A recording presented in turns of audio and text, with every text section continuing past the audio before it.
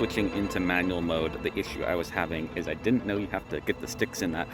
It has like a thing so that you're not going to crash when you switch to manual mode. Makes sense.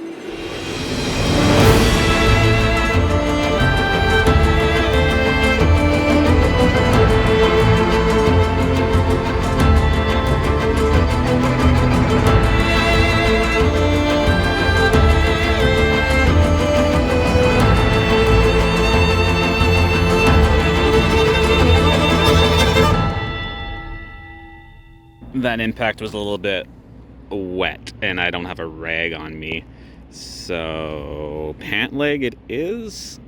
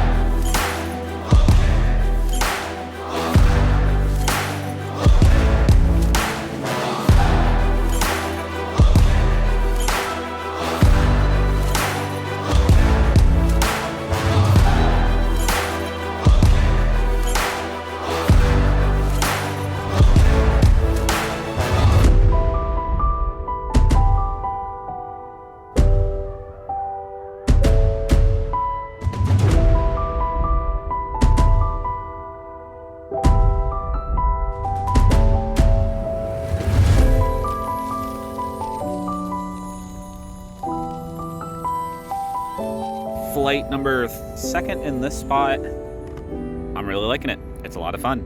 I did a trail. It was sweet. I'm feeling a lot more confident, doing some flips. It definitely does not have the same power as the drone that in the simulator that I'm using, but what do you expect? That's a racing drone. This is a Cinewhoop like prosumer drone, so it's what do you expect? But yeah, feeling good. Okay, so it has been a few weeks since I filmed the beginning of this video and made it. The reason being I haven't uploaded yet is because I crashed the drone.